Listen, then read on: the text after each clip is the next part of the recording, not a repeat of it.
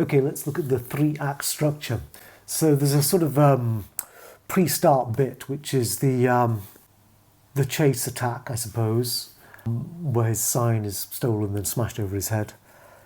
Or you could say once upon a time there was a poor clown who was mocked and assaulted and attacked. The end of the first 10 minutes is he comes home after at the end of an awful day. The inciting incident, in one way, you could say it's being given the gun by his pal. And he's threatened with being fired at work. The end of the second 10 minutes is he arrives home again and meets his attractive neighbour. Plot point 1, 32 minutes, is when he murders the stockbrokers. So this is the beginning of his transformation. Something else is going to happen to him. And he goes straight home and kisses his neighbour. Of course, it's a fantasy, and of course, perhaps much of this is fantasy. Act 2, Part 1, begins about 36 minutes in, is the next day, and there's news of the murder. And it's his last day at work, and he quits, and his counsellor quits him. The bridge, the halfway between, in the second half hour, is when he finds Mum's letter and reads it and finds out he's Wayne's son. The halfway point is when Murray De Niro, the chat show host, plays his video on TV and mocks him. Perhaps, I'm not so sure about that actually. Anyway, that's what I put when I was going through it. Act 2, Part 2, now we've got the trouble brewing on the streets, the revolution in the air, and he confronts his father, who punches him. And then he gets the call from Murray inviting him on the show.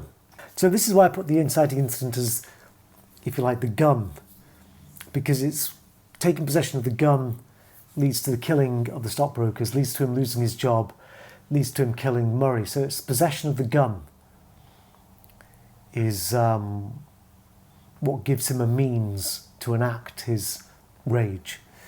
Pinch 2, or Bridge 2, the halfway point in the third half hour, in Act 2, Part 2, is when he fights the records keeper over the hospital records with his mother, and he discovers that his mother was lying about him being Wayne's son. And then plot point 2 is he kills his mother. And how is this a moment of truth? Well, I guess, one, you could say it shows his true nature, that's the action he takes. And 2, it's his mother was his last hope in a way, his only hope.